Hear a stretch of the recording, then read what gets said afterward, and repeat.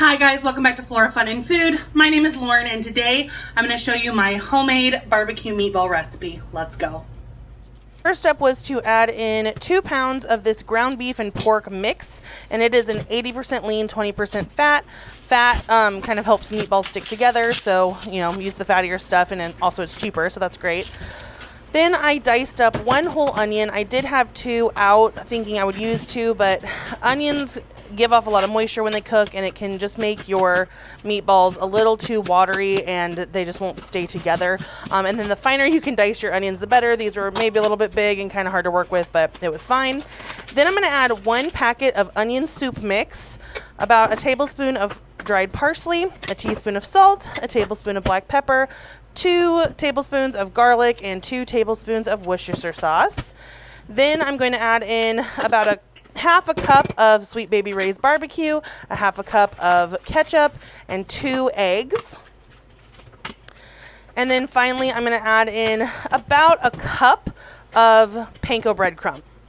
And then you're going to get in with your hands and mix everything really nicely together. You do want to make sure that you incorporate everything and everything just kind of is the same consistency. You don't want some, meatier parts than saucy parts. Then you're going to get a sheet pan and cover it with some aluminum foil, spray it with some non-stick cooking spray, and then I like to use this ice cream or cookie dough scoop to help kind of portion out the meatballs so that they are all the same size.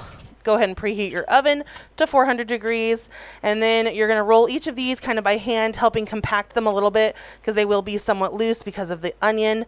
So take your time, make sure these are nice and firm, and then you're going to put them in the oven at 400 for about 15 minutes. It depends on your oven, but that's kind of where mine goes. After that, you're going to go ahead and get your sauce ready. You need equal parts Sweet Baby Ray's and Welch's grape jelly.